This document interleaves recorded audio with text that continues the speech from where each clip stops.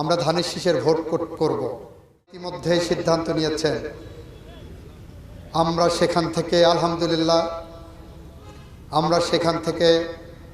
আমি attorney general পদ থেকে এসে আপনাদের সাথে আগামী দিন 24 ঘন্টা আগামী দিনগুলোতে সময় কাটাবো। আমি 28শে ডিসেম্বর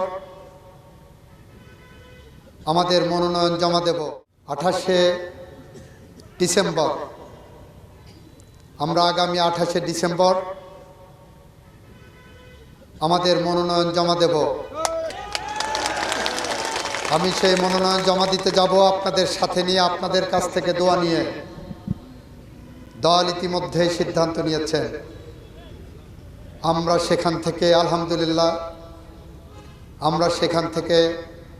আমি অ্যাটর্নি জেনারেল পদ থেকে এসে আপনাদের সাথে আগামী দিন 24 ঘন্টা আগামী দিনগুলোতে সময় কাটাবো, এই প্রত্যাশা ব্যক্ত করছি। আজ যারা এখানে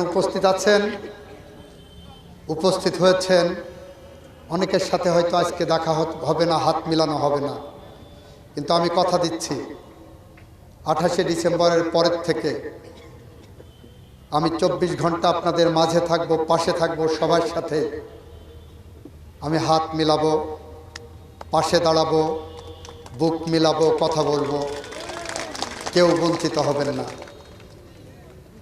আমাদের পক্ষে ভোট চাওয়ার জন্য